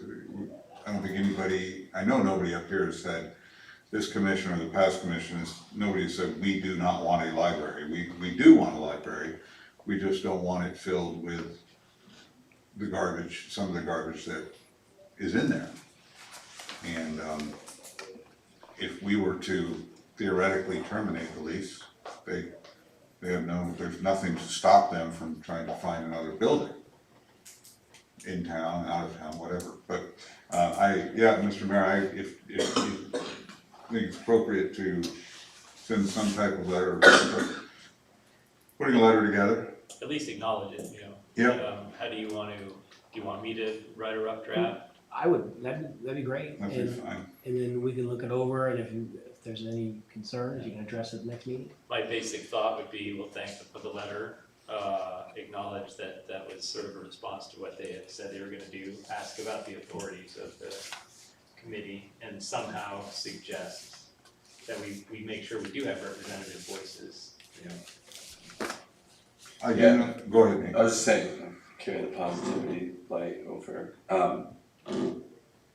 The community did address the problem in December and they took action, so I think they have shown they would do something if the community comes forward. And if this, Jordan, I agree, I don't know what power they have, but if this represents the voice of the community, they're willing to listen, which they've shown they have once already, at least to us. I would hope they do the same, so I think it's a good step. But yeah, I would be curious to see what they actually can do, but I would just call it the library has seemed to listen to the community at least once, so I'm They have, encouraged by I that. mean, I've had some people contact me that have said they've been contacted by those individuals that you had listed about serving on some type of board. I don't know how big a board they're looking at, I don't know, or a committee, or advisory committee, I don't know how big they're looking at, but they have reached out to, seems like anyways, quite a few people. So I guess that is, to stay with your theme, Mr. Mayor, that's very positive. All right, so we'll draft something up for next time. I think Maurice wanted to talk about working session, that's all for the agenda. Well, the work session's on the agenda. Yeah, that's true. So there were four dates listed, one of which was tonight. So the budget one is the last Tuesday of the month, and it can go 2.5 or 3 hours. And one of the employees wouldn't be able to make it. I would like to suggest having a 60-minute work session prior to the next meeting and do everything that's not utility related. So that would take care of the police, the fire, admin, street, and that sort of stuff, if you're available. And then the regular night that we'd have that be the utility, water, sewer, electric. And then if possible, invite Electricom representative that has been looking at our plan, if it fits your schedule. If it doesn't, we'll just try to do it like we've been doing the last 10, 17 years, whatever, everything on Tuesday night. I would prefer breaking it up. I think it's a little difficult to concentrate for that long and then roll into another meeting. So it would be, the next meeting was at the 20th of June, maybe 6 o'clock to 7 o'clock. I need to limit it to an hour. If you needed to, you could carry it over to the regular meeting. But usually during work sessions, decisions aren't really, made. It's just, stuff's presented. And then if you agree to then the other one's already set. So the final opportunity for a work session, I would kill the two birds with one stone. One, it would provide training from the auditor on municipal finance, and two, I would suggest that he take our budget that we're working on and use that as his tool that he explains the municipal finance with. And at the same time, because we'll have a fairly developed budget by that time, because that's that second meeting in July. 3 days after that or something like that, it's due to the county if you're gonna exceed the revenue neutral rate, which I haven't gotten yet. It'll come later this month. Probably will. Well, more likely, yeah. We don't know. So I think that's indispensable to show how we map the budget into the finance. But also, we would have his expertise, because I want to tell you, every year that I've been here, every 3 or 4 years, something changes in the budget process that causes me some ill ease. Previously, you had to have an election for a couple of years if you were going to exceed the mill levy. They did away with that. Now they have this revenue neutral rate, which puts you in a box where you're going to have to. Most budgets increase at least incrementally over last year. That's going to put you in a position where you're going to have to do that, and that's what the legislature wanted apparently. But there's deadlines and rules and that sort of stuff that this is only the second year that's going to be in effect, even though they adopted it 3 years ago. if you can't make that and don't wanna do that work session, perfectly understandable. It's not absolutely necessary, but for me, it's desirable because we get immediate feedback from the auditor, and you all get it at the same time. And that'd be from 6 o'clock to 7 o'clock on whatever date. I gave my packet to Richard. Is that okay? No, I actually. I got it open. Let me just, On the 20th, that's the one. well, so the 20th was the budget one. Yeah, The, it's It would be an additional one. yeah. what days I have down there for, is it That would be the fifth. 17th? The fifth would be, the three, we had one today, there's one on the 20th, 27th, those are the Budgets. two, the two-part budget workshop. But the training session with the auditor would be the 5th of July. The 5th of July? That's the first meeting. Okay. in July, Yeah, okay. Which I think, So just so everyone points out, the 4th of July is our regular meeting night, but that's a holiday, so you moved it to the 5th. That's a Wednesday. Yeah. So we have a different meeting night. Can I ask, are we at the I was just wondering if there's any update on the culvert place. I think it was like resolution 9/20. yeah, it's in progress, he's made a lot of progress. He's still working on it. Okay, one of the last meetings said that there was gonna be a timeline. Like he was gonna submit a timeline or something like that. I don't know if I've ever seen the golf cart place on. Oh, so he has 90 days. So the issue in the golf cart, Ron Martell, is when he gave me the 90-day notice that he could do it, he told me he was losing his helper. And that's why he went for 90 days. And we're probably only 10, 15, or 16 days on there. So he's working on that. The house I haven't addressed fully. I sent him notice about how he handled the surplus store. So he had questions about the process. And I already had it documented out on how we handled the surplus. Although the surplus store was a completely different situation, as far as issues, it's the same process. Right. So, yes, it's going to, Mr. Martell has plenty of time. So are you guys okay with the additional one? I mean, it's a little painful, but that's. Yeah, I'd rather split it up with 4 hours. Right, so we'll go with those 3 additional ones. As presented there. Yeah. So, 27th. I have it, I just couldn't find my package. Yeah, it's the next 3 meetings. Okay, and they're all, 2 of them are, One of them's not. No, 27th. 27th is the budget. Standalone. So the next 2 regular meetings, there's a 60-minute work session. One was for non-utility. Then there's the actual work session for the budget that we set up. And then the first meeting in July, which would be the 5th, we have now that's potential. I'm not sure the auditor, I haven't even asked him if he can do it. If he can't do it, then, then it's a no-go too. So All right, anything else? I do not have anything else. No reports? Well, this positives, you didn't even let me. I have a motion to adjourn, do I have a second? All in favor? Aye. All Binsville, is that how it went? All right, the meeting is adjourned. Can you turn off the recorder? I hope everybody out there doing the live streaming was able to, Enjoy it. hang on, I can't get it to turn on. Sorry. Control, don't run.